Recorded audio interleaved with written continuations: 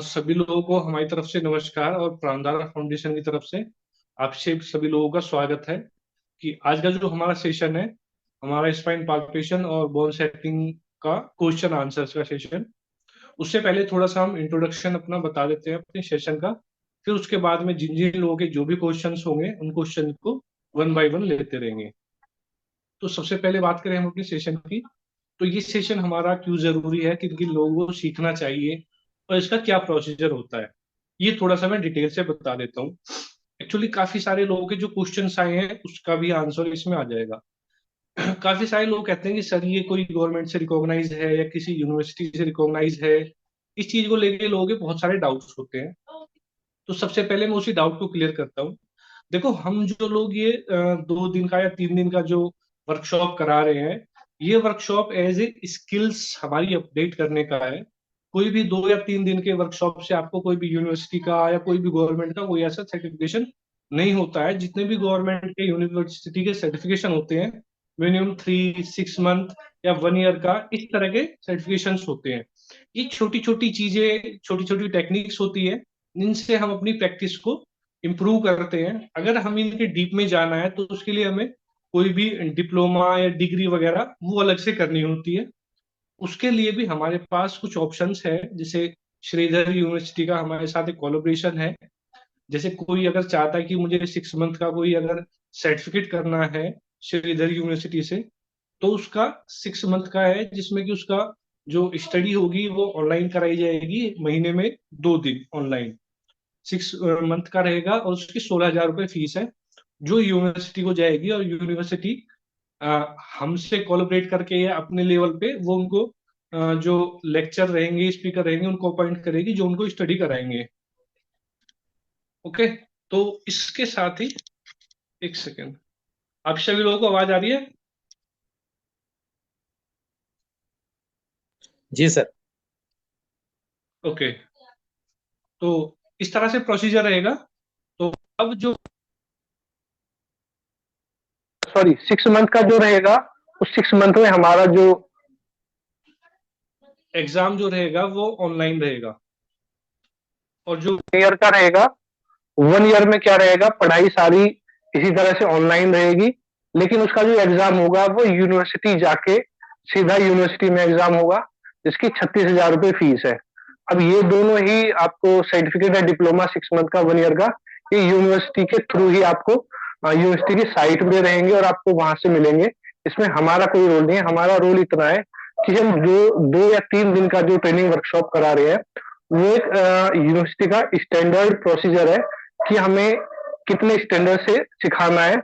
तो हमारी जो ट्रेनिंग का जो ग्रुप फोटो या जो 10% जो वीडियोज रहेंगी, वो यूनिवर्सिटी की तरफ जाया करेंगी। तो हमारे ग्रुप में से कोई भी वहां पे एडमिशन ले सकता है, जो हमारे पास एविडेंस रहेगा कि इन लोगों को हमने सारा प्रैक्टिकल और ये सारी चीजें क्लियर करा दी है। उस बिहाफ पे आप यूनिवर्सिटी में एडमिशन लेके ये चीजें क्लियर कर सकते हैं। अब ये तो हो गई जिन लोगों का डाउट था 6 मंथ या 1 ईयर के डिप्लोमा सर्टिफिकेट को लेके। और किसी का कोई डाउट रहेगा तो फिर वो हमसे व्हाट्सएप पे या कॉल करके पूछ सकते हैं या ट्रेनिंग वर्कशॉप में पूछ सकते हैं। अब अपने मेन टॉपिक की तरफ वापस आते हैं। हमारा जो इस बार जो 3 दिन का जो ट्रेनिंग वर्कशॉप है वो बहुत बढ़िया होने वाला है। बढ़िया का मतलब ये है कि अब तक हम 2 दिन की ट्रेनिंग वर्कशॉप करते थे, जिसमें हम 2 दिन में 50+ टेक्निक सिखाते थे, ऑन हैंड सभी को प्रैक्टिस कराते थे, जिसमें पूरी स्पाइन, स्पाइन से रिलेटेड प्रॉब्लम्स और पेरिफेरल जॉइंट्स को कवर करते थे कि उनमें क्या क्या प्रॉब्लम्स होती है और उनको हम किस तरह से ठीक करते हैं।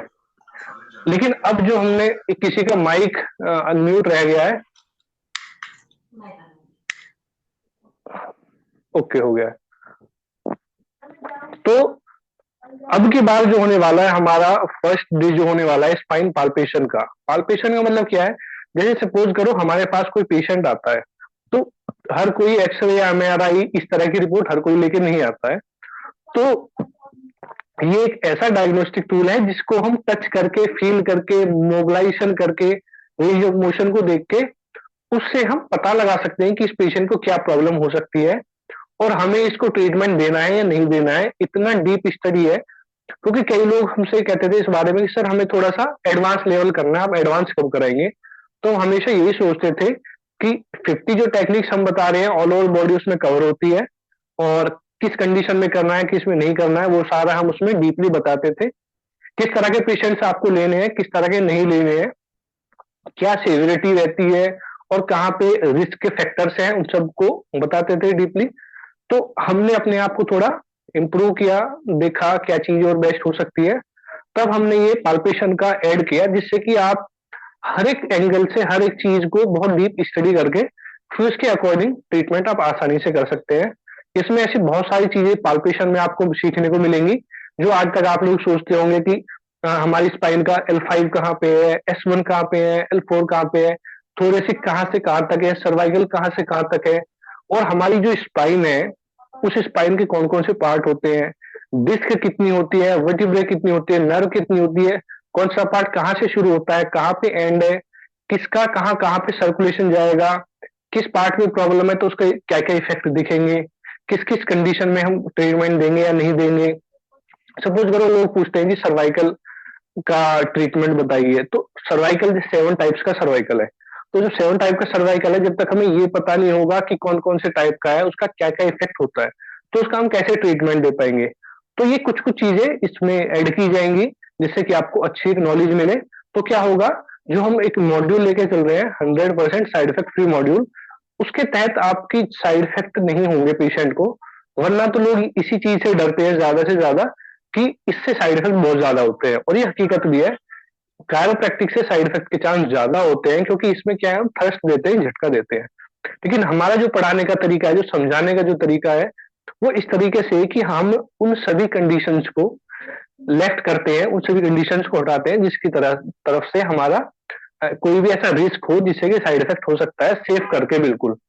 सपोज करो कोई पेशेंट अगर हमारे पास आता है उसकी एज लगा लो अगर 50 अराउंड है, तो हमारे माइंड में होना चाहिए 50 अराउंड अगर है एज पेशेंट की तो उसका डाइजेशन लेवल थोड़ा वीक रहता है, इतना न्यूट्रिशन कोई भी पेशेंट इस एज में नहीं ले पाते हैं, तो क्या हमारी बोन मिनरल डेंसिटी कम हो जाती है, या विटामिन डी कम हो कैल्शियम कम हो तो क्या है हड्डियां हमारी वीक हो जाती है, मसल्स में हमारी स्टिफनेस आ जाती है, और वहां न्यूट्रिशन की कमी होने से क्या है कोई भी बोन्स में जल्दी से कोई फ्रैक्चर हो जाएगा, मसल्स ज्यादा ट्विस्ट हो जाएगी तो वहां पे स्ट्रेन पड़ जाएगा, तो वो एक साइड इफेक्ट का चांस बन जाता है। तो ये सारी चीजें हमारी वर्कशॉप में ट्रेनिंग में बहुत डीपली स्टडी करके बताई जाती है कि आपको किस किस कंडीशन में क्या देख के आपको करना है, क्या क्या जरूरी ऐसे डायग्नोस्टिक है जो आप करा सकते हैं, और किस प्रॉब्लम में आपको अच्छा रिजल्ट मिलेगा। सपोज करो अगर कोई पेशेंट कोई फीमेल पेशेंट आपके पास आती है 50+, तो 50% फीमेल्स में 50 आफ्टर 50 ऑस्टियोपोरोसिस या ऑस्टियोपीनिया की कंडीशन बनती है। तो उस कंडीशन में जब आप अगर ट्रीटमेंट देंगे तो चांस ये होता है कि फ्रैक्चर के रिस्क का थोड़ा चांस बनता है। तो सॉरी, तो उन चीजों को आपको रिमूव कैसे करना है, किस लेवल पे डायग्नोज करनी है, इन सारी चीजों पे हमारी वर्कशॉप होती है। ये नहीं है कि हमने सीधा अपना स्केलेटन पढ़ा दिया टेक्निक पढ़ा दी काम खत्म हो गया, ये नहीं। सबसे पहले इन बारीकियों को बताया जाता है कि हमारा सिस्टम कैसे काम करता है, हमारी बोन्स की रिमोल्डिंग कैसे होती है, हमारी बोन्स कैसे बनती है, किस कंडीशन में वो कमजोर होना पड़ती है, कब वो कमजोर होती है, और फिर उनको कैसे अदर पैथी के द्वारा या किस तरीके से उसको लेके ठीक करके हम अपनी जो थेरेपी है, अपना जो बोन सेटिंग है, कायरोप्रैक्टिक है, उसको कैसे हम यूटिलाइज कर सकते हैं, कैसे पेशेंट को रिलीफ दे सकते हैं। और जनरल सा एक क्वेश्चन है सभी लोगों के क्या लिए, तो किसी का माइक, दिनेश कुमार जी आप अपना माइक म्यूट करें ना प्लीज, कोई भी अपना माइक वगैरह अनम्यूट ना करें, और वीडियो भी। तो एक जनरल सी चीज है, देखो जितना भी हमारा शरीर है हमारा शरीर बहुत कॉम्प्लेक्स है, तो हमारी जो कॉम्प्लेक्स बॉडी है तो अलग अलग तरीके से अलग अलग सिस्टम से हमारी बॉडी काम करती है।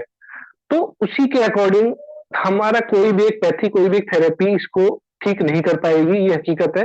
तो हमें क्या कॉम्बिनेशन बना के इन चीजों को देना होता है। अब कायरोप्रैक्टिक का रोल क्या है सबसे पहले ये समझना है। कायरोप्रैक्टिक एक ऐसा सिद्धांत है, एक ऐसी चिकित्सा पद्धति है जिसमें हम बॉडी के अलाइनमेंट को सेट करते हैं। अब अलाइनमेंट क्या होता है, जैसे बाइक और गाड़ियों में होता है अलाइनमेंट बिगड़ने से बॉडी गाड़ी या बाइक जो टायर को ज्यादा घिसती है, एक तरफ से घिसना शुरू करती है और उसको खराब कर देती है। तो इसी तरह से जो हमारी बॉडी का अलाइनमेंट बिगड़ता है तो हमारा राइट या लेफ्ट कोई भी पार्ट वो क्या है, उस पर ज्यादा प्रेशर आने से उस पार्ट की हमारी बोन्स या बोन्स का जो हेड पे जो कार्टिलेज वगैरह होता है या फ्लूइड जो भी होता है उसको डैमेज करना शुरू करते हैं, क्योंकि बॉडी का एक ही तरफ प्रेशर ज्यादा पड़ता है। तो जब तक हम बॉडी का अपना अलाइनमेंट सेट नहीं करेंगे तब तक हमारी जितने भी पेन मैनेजमेंट से रिलेटेड प्रॉब्लम्स हैं, चाहे सर्वाइकल हो या शोल्डर से रिलेटेड प्रॉब्लम हो, बैक पेन हो या पेल्विक टिल्ट वाली प्रॉब्लम्स हो, शाटिका हो या अर्थराइटिस जैसी प्रॉब्लम हो, कई बार उसी हमारे फीमर पेल्विक जॉइंट की वजह से हमारे फीमर जॉइंट पे प्रॉब्लम आने लगती है, हमारे नी में प्रॉब्लम आने लगती है, एंकल्स में आने लगती है। तो बॉडी का जब तक हम अलाइनमेंट सेट नहीं करेंगे तब तक वो प्रॉब्लम हमारी कंटिन्यू बनी रहती है। तो सबसे पहला रोल है अलाइनमेंट सेट करना। जैसे ज्यादातर जो डाइजेशन वाले प्रॉब्लम होते हैं उनको सबसे पहले हमेशा बताया जाता है कि आप सबसे पहले उनकी नाभि चेक करो, नाभि चेक करके नाभि उनकी सेट करो, तब वो आपको इफेक्ट उसका दिखेगा, तभी कोई भी पैथी थेरेपी काम करेगी। तो इसी तरह से हमारे जॉइंट से रिलेटेड, पेन मैनेजमेंट से रिलेटेड जितनी भी प्रॉब्लम्स होती है उन सब में यही कहा जाता है सबसे पहले आप बॉडी का अलाइनमेंट चेक करेंगे, सेट करेंगे, तब भी आपको उसमें रिजल्ट मिलेगा, अदरवाइज उसमें आपको रिजल्ट नहीं मिलेगा। करते रहेंगे, थोड़ा बहुत पेशेंट को रिलीफ आएगा, लेकिन वहां पे आगे रुक जाएगा, फिर रिवर्स हो जाएगा। तो इसका सबसे बड़ा रोल क्या है, किसी भी पार्ट में बॉडी का अगर अलाइनमेंट बिगड़ा हुआ है उस अलाइनमेंट को सेट करते हैं। हमारी स्पाइन में कोई भी नर्व अगर कंप्रेस होती है तो उस नर्व के कंप्रेशन को रिलीज करने के लिए, डिसकंप्रेस करने के लिए इसका बहुत बड़ा रोल है। बहुत इसमें बढ़िया अच्छी अच्छी टेक्निक्स हैं, विद इन सेकेंड्स उसमें नर्व के कंप्रेशन को रिलीज करना शुरू कर देती है। अब वो अकॉर्डिंग टू कंडीशन काम करती है कि किस कंडीशन में आपको करना है, किस में नहीं करना है, किस में कौन सी टेक्निक पहले करनी है, कौन सी बाद में करनी है। ये सारी चीजें प्रैक्टिकली हम वर्कशॉप में बताते हैं। ठीक है। उसके अलावा किसी का अगर फ्रोजन शोल्डर है तो फ्रोजन शोल्डर की किस कंडीशन में आपको कौन कौन सी टेक्निक करनी है, क्या क्या चीजें आपको पहले देखनी है, और उसका रेंज ऑफ मोशन चेक करके उसके अकॉर्डिंग आपको टेक्निक देनी है कि कौन कौन सी टेक्निक मुझे इस कंडीशन में देनी है। उसके अलावा बैक पेन हो, काइफोसिस हो, स्कॉलोसिस हो, इन सभी की टेक्निक्स है। थोड़ा सा अगर बात करें हम, तो काइफोसिस क्या होता है, काइफोसिस होता है हमारा जो थोरेसिक जो हमारी स्पाइन है वो हमारे पोस्टीरियर की तरफ टिल्ट होती है, यानी कि ज्यादा उसमें कर्व आ जाता है। एक तो नॉर्मल हमारी स्पाइन की स्ट्रक्चर होती है कि हमारा सर्वाइकल होता है, फिर उसके बाद थोरेसिक, फिर लंबर, सेक्रम।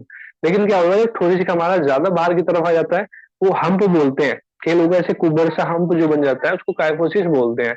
तो उस कंडीशन में क्या होता है, लोग उसे सीधा ट्रीटमेंट देना शुरू कर देते हैं, लेकिन हम हमेशा बताते हैं कि अगर स्ट्रक्चर में चेंज आया है तो कहीं ना कहीं उसका मिनरल्स में या न्यूट्रिशन लेवल में कमी होगी, तभी उसमें कर्व आया। तो सबसे पहले हम उस चीज को भी ध्यान रखना है, उसके न्यूट्रिशन लेवल को भी देख के चलना है, उसके साथ हमें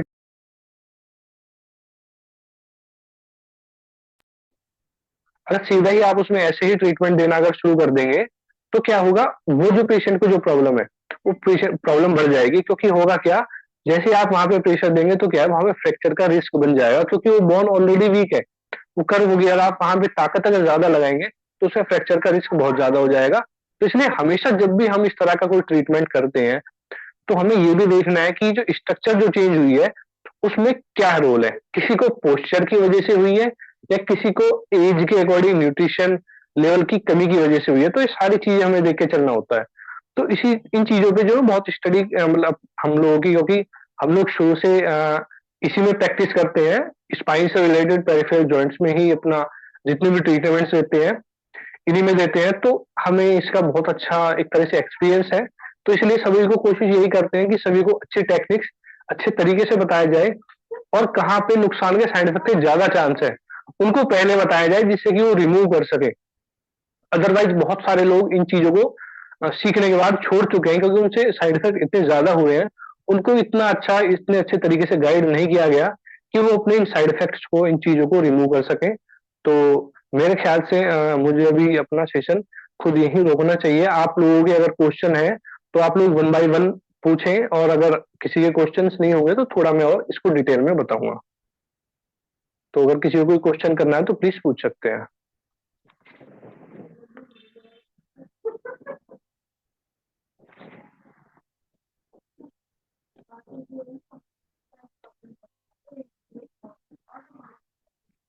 चैट बॉक्स में नाम लिख सकते हैं या बोल सकते हैं जिस किसी को क्वेश्चन करना हो, अदरवाइज मैं अपना दोबारा से शुरू करता हूँ, तो जो मुझे विशेष जानकारी देनी है।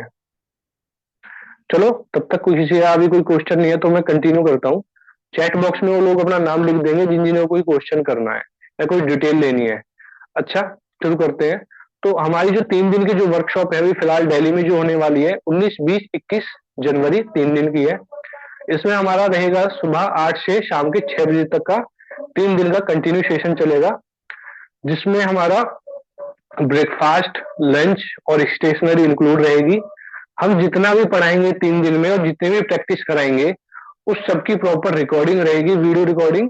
और वो आपको अपने हम लोग ग्रुप में देंगे, टेलीग्राम ग्रुप में।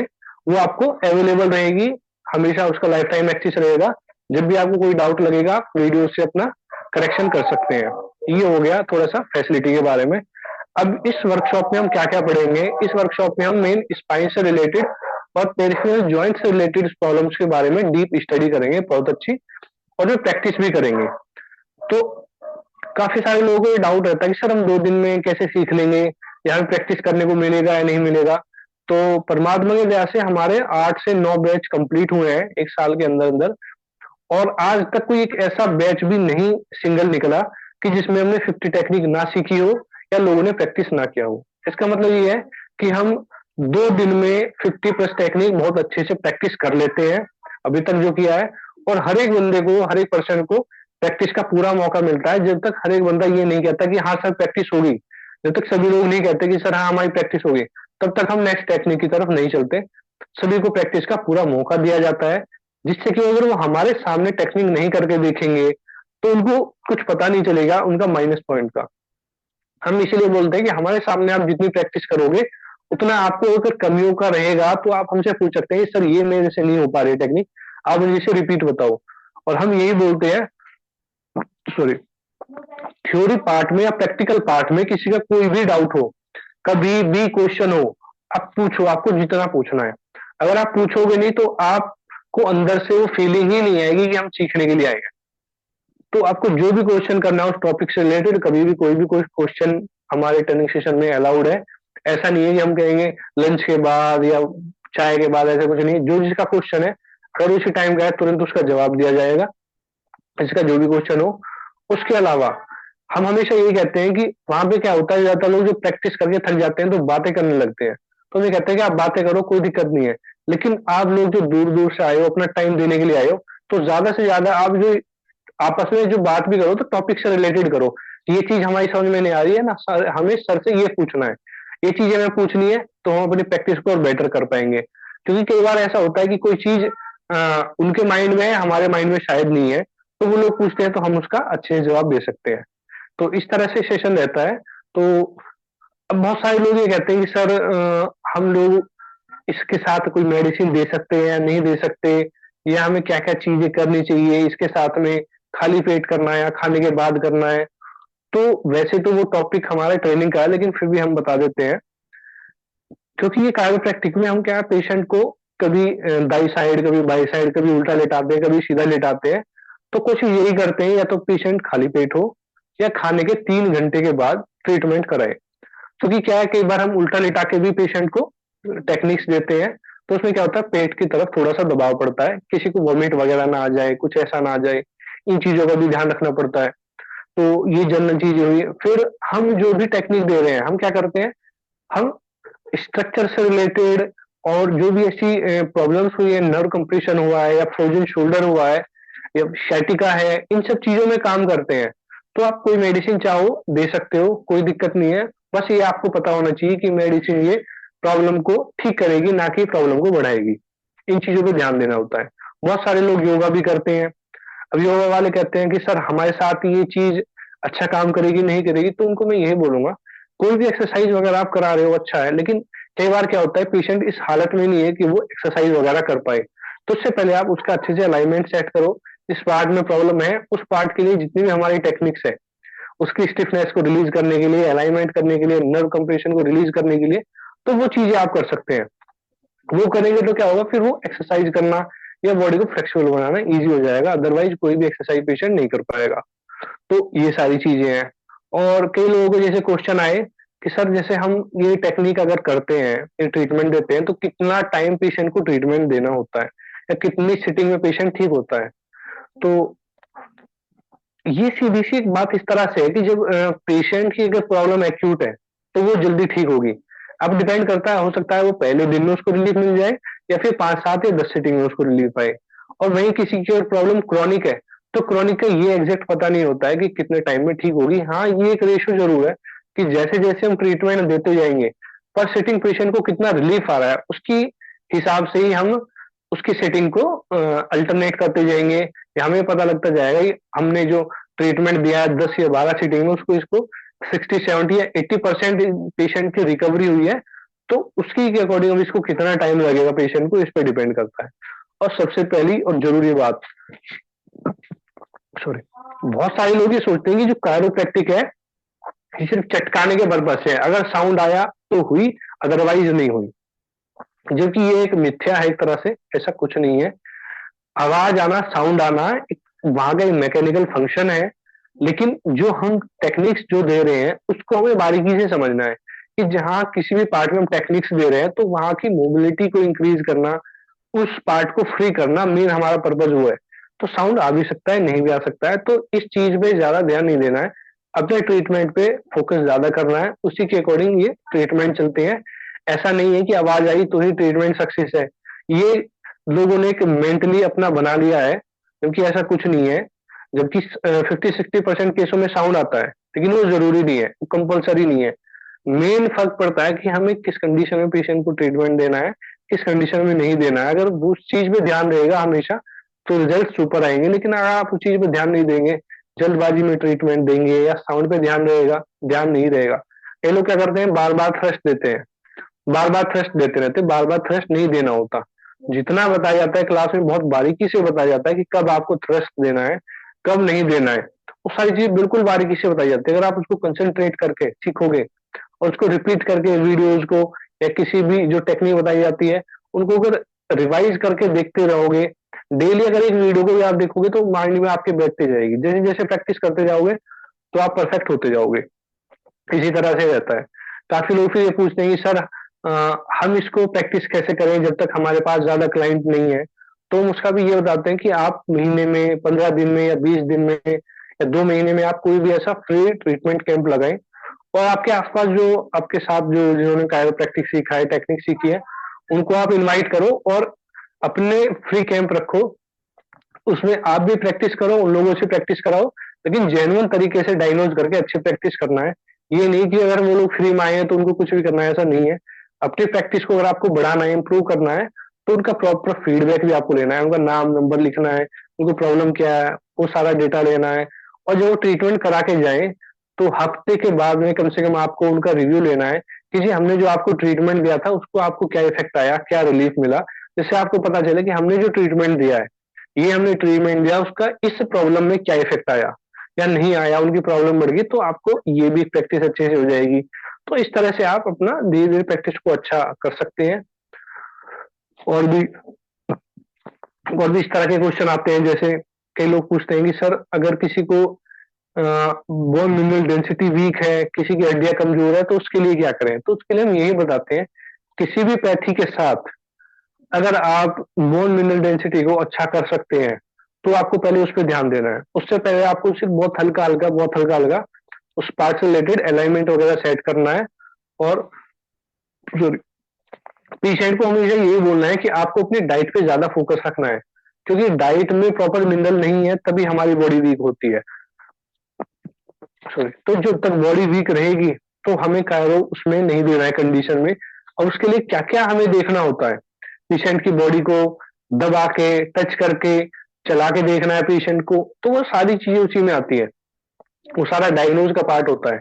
अब एक ट्रीटमेंट में कितना टाइम लगता है एक पेशेंट को, अब वो भी पेशेंट टू पेशेंट हमारा पेशेंट टू पेशेंट अलग होता है कि किसी को 10 मिनट में ट्रीटमेंट कंप्लीट है, किसी को आधा घंटा भी लगता है, किसी को कम मोबिलिटी हमें देनी होती है, किसी को ज्यादा मोबिलिटी देनी है। वो भी बॉडी के अकॉर्डिंग है, लेकिन हाँ एक आइडियल 10 से 12 या 15 मिनट पेशेंट को टाइम लगता है। अब बहुत सारे लोगों ने पूछा, क्वेश्चन आए लोगों के, क्योंकि जो हमने सेशन के बारे में डाला, क्वेश्चन आंसर सेशन के बारे में, तो उन्होंने कहा कि सर मेरा एक क्वेश्चन है, मेरा एक क्वेश्चन है। तो उसी के अकॉर्डिंग उन लोगों के क्वेश्चन भी ले रहा हूँ। कुछ लोगों का क्वेश्चन था सर ये रूमेटिक अर्थराइटिस से काम करेगा या नहीं करेगा। तो उनको हम ये बताना चाहेंगे, रूमेटिक अर्थराइटिस एक ऑटोइम्यून डिसीज है, एक अलग प्रॉब्लम है, लेकिन हाँ उस पार्ट को मोबिलिटी जरूर दे सकते हैं। ये नहीं कहेंगे हम उसको क्योर कर देगी, ठीक कर देगी, लेकिन उस पार्ट से रिलेटेड मोबिलिटी को इंक्रीज करेगी, वहां की जो स्टिफनेस है उसको थोड़ा रिलीज कर देगी। अब वो भी उसके ग्रेड पे डिपेंड है, कितना ग्रेड का है, कितना पेशेंट को प्रॉब्लम है, उसके अकॉर्डिंग उसको रिलीफ देगी। तो इसी तरह से हर एक प्रॉब्लम में अलग अलग कंडीशन पे डिपेंड करता है। बहुत सारे लोग पूछते हैं कि सर घुटनों पे क्या काम करेगी। अब घुटनों से रिलेटेड जनरली प्रॉब्लम्स होती है, मिनिस्कस में मिनिस्कस वगैरह टियर होना, लिगामेंट का टियर होना, या टेंडनाइटिस होना हमारे नी से रिलेटेड, और ऑस्टियोआर्थराइटिस की प्रॉब्लम होना। तो ये चारों कंडीशंस अलग अलग है। जब तक हमें कंडीशंस के बारे में नहीं पता होगा कि कौन सी कंडीशन है, तब तक हम उस प्रॉब्लम को कैसे ट्रीटमेंट दे पाएंगे, ये जरूर ध्यान देना है। हर एक प्रॉब्लम में एक जैसा ट्रीटमेंट कभी नहीं रहेगा। तो अगर टीयर की कोई प्रॉब्लम है तो उसमें आपको कायरो नहीं देनी है।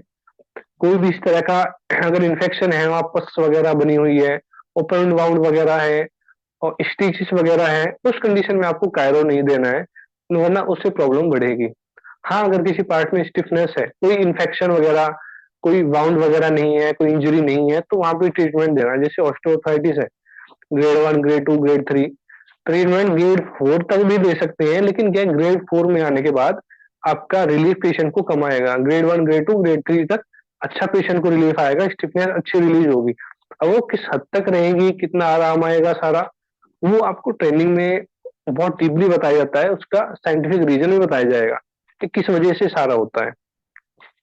तो बात करें अगर ट्रेनिंग के प्रोसेस के बारे में, तो ट्रेनिंग का प्रोसेस इस तरह से होता है कि हम अपने टो से शुरू करते हैं।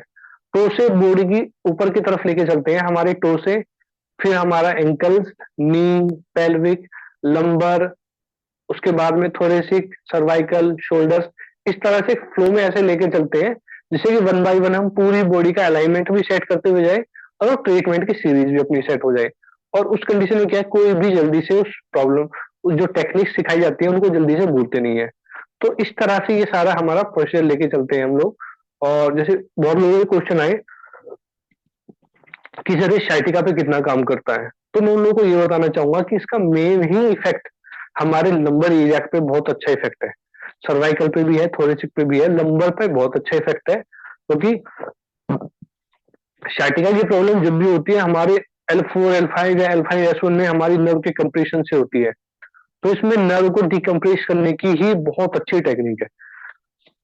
बेसिकली अगर बात करूं, मेरी प्रैक्टिस सबसे ज्यादा इसी में है, बैक पेन sciatica में और ऑर्थोटाइटिस रिलेटेड में मेरी बहुत अच्छी प्रैक्टिस है। तो लोग इसी के लिए मेन इसको कराते हैं। और हम ये भी कह सकते हैं, इसी इन्हीं प्रॉब्लम्स के लिए मेन टेक्निक का बहुत ज्यादा यूज है। तो ये इसी के लिए बनी है, अगर ये कह सकते हैं तो बहुत अच्छा है, क्योंकि इन्हीं पे ज्यादातर काम करती है कि नर्व को डिकम्प्रेस करने के लिए। क्योंकि इसमें क्या है, जैसे ही हम रोटेट करते हैं तो वो पार्ट क्या है, रोटेशन होगा तो फ्री होना शुरू होगा। तो वहां जो डिस्क ने प्रेशर जो बनाया हुआ है, वो जैसे जैसे मूवमेंट रहेगी तो वहां से रिलीज होना शुरू होगा। जैसे वो नर्व रिलीज होना शुरू होगी तो आपके पेन में रिलीफ आना शुरू होगा। तो आपको पेशेंट की कंडीशन के अकॉर्डिंग ही वो सारी टेक्निक करनी है, तो उसमें उसका बहुत अच्छा इफेक्ट है। अब कई लोग पूछते हैं स्कॉलरशिप के बारे में, तो स्कॉलरशिप पे भी बहुत अच्छा काम करती है। स्कॉलरशिप में क्या होता है, हमारी जो स्पाइन है, वो स्पाइन राइट या लेफ्ट की तरफ, हमारी लेटरल की तरफ थोड़ी सी 1-2 वर्टिब्रा या पूरा थोरेसिक पार्ट या पूरा लंबर पार्ट इस तरह से टिल्ट हो जाता है, राइट या लेफ्ट लेटरल की तरफ। तो उस स्कॉलरशिप में हम क्या करते हैं, जब हम ट्रीटमेंट देते हैं तो हम पूरी स्पाइन को जब हम रोटेशन देते हैं, तो उसमें क्या होता है कि वो एक एंगल में सेट होना शुरू हो जाती है।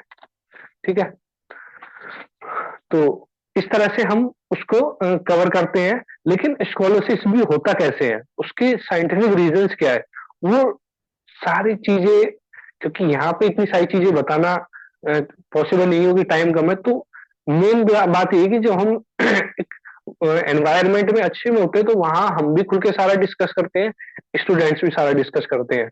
अब यहाँ पे वही सारी चीजें बताई जा रही है कि आपको सारी चीजों के बारे में पता चले कि ट्रेनिंग प्रोसीजर है क्या, क्या क्या चीजें इसमें कवर्ड होती हैं, क्या प्रोसीजर है सिखाने का, कितने लोग संतुष्ट होते हैं नहीं होते हैं। और आज तक जितने भी लोगों को सिखाया गया, सब लोगों ने यही कहा कि सर आप बहुत अच्छा सिखा रहे हैं, सिखाने का तरीका बहुत अच्छा है। हमने बहुत जगह से कारो प्रैक्टिस सीखा, लेकिन इतना बिल्कुल बेसिक से बिल्कुल जीरो से और बेसिक से एडवांस तक मतलब इतना हम लोग आज तक नहीं सीख पाए काफी जगह। तो हमारा पर्पज यही है कि साधारण से साधारण भाषा में, बिल्कुल हिंदी में, सिंपल शब्दों में, सिंपल तरीके से आप जीरो से बिल्कुल और लास्ट तक जितनी भी टेक्निक कराई जाती है सब लोग बहुत अच्छे से सीखते हैं। जैसे कई लोगों का सवाल है कि सर हम नॉन बायो बैकग्राउंड से, नॉन मेडिकल बैकग्राउंड से हैं, तो उनसे हम यही कहना चाहेंगे ये जितनी भी चीजें हम लोगों ने चलाई है ट्रेनिंग्स वगैरह, ये सब मेन उन्हीं लोगों के लिए जो नॉन मेडिकल है, और जो लोग मेडिकल बैकग्राउंड से हैं उनके लिए भी बहुत अच्छा है, क्योंकि उनको भी जो 10 12 15 साल प्रैक्टिकल करने के बाद जो पता चलेगा वो आज ही हम इस ट्रेनिंग में बताएंगे, तो वो फिर उन्हीं चीजों पे काम करेंगे बहुत जिस ही पे ये बेहद काम रहा करती है है, इनका। मैं ज्यादा चीजों मानता पे हूँ अपना और टाइम मैंने वेस्ट नहीं अपने करेंगे। एक्सपीरियंस में पाया कि 30 दिन अगर आप मेरे साथ। तो इसी तरह से प्रोसीजर सारा है। अभी किसी का क्वेश्चन आया है, मई पाटिल जी का। पाटिल जी, इसकी फीस जो है हमारी, जैसे दिल्ली में हम लोग ये कर रहे हैं 3 दिन का स्पाइन पाल्पेशन और बोन सेटिंग कायरोप्रैक्टिक का, तो इसकी फीस 8,000 रुपये है। अगर कोई ये कहे कि हमें सिर्फ पाल्पेशन ही करना है, सिर्फ स्पाइन की पाल्पेशन ही सीखनी है, तो 1 दिन का टाइम है जो हमारा 19 जनवरी का है, और 3,000 रुपये उसकी फीस है। लेकिन अगर कोई कहता है कि हमें सिर्फ बोन सेटिंग कायरोप्रैक्टिक ही सीखनी है, तो हमारा 2 दिन का है 20 और 21 जनवरी, जिसकी 5,000 रुपये फीस है। इन दोनों को मिला के टोटल 8,000 रुपये फीस है। अब स्पाइन पाल्पेशन भी जो आपको सिखाई जाएगी, उसमें भी करेक्शन की, कायरोप्रैक्टिक की बहुत सारी टेक्निक्स है और बहुत बहुत बारीकियां भी है। एक तरह से उसमें प्रिकॉशंस को भी बताया हुआ है कि किस कंडीशन में आपको नहीं करना है, फिर उनको करेक्शन कैसे करना है। एक एक पार्ट की अलग अलग उसमें सारी टेक्निक बताई जाएगी, जिसके लिए हमारे साथ डॉक्टर पुनीत चौबे जी रहेंगे, एमपीटी हैं और बहुत अच्छी नॉलेज है उनकी, काफी जगह से उन्होंने अच्छी अच्छी डिग्रियां वगैरह ली हैं, बहुत एक्सपीरियंस किया हुआ है। काफी रिक्वेस्ट करने के बाद सर ने हमें समय दिया, तो हमने ये कहा कि सर हम इसको थोड़ा सा अपग्रेड करना चाहते हैं, लोगों की डिमांड है, लोगों को अच्छी चीजें और सीखनी एडवांस। तो उन्होंने जब डन किया तो वो आ रहे हैं। तो क्योंकि काफी लोग ये कह रहे हैं कि सर हम अब नहीं ज्वाइन कर पाएंगे, नेक्स्ट टाइम ज्वाइन करेंगे, तो हम उनको यही कहेंगे देखो बार बार हमारे लिए भी पॉसिबल नहीं है, और शायद सर भी अवेलेबल हो या ना हो। तो अभी अगर मौका है आप लोगों के पास, अभी समय है, तो समय निकाल के सीख लीजिए, अच्छा है। क्योंकि हमें पास से और भी चीजों की डिमांड आ रही है, फिर हम कायरोप्रैक्टिक का कम करके धीरे धीरे और भी चीजें जो है उनको भी ऐड करना है, उनको भी सिखाना है, और भी चीजों की डिमांड आ रही है।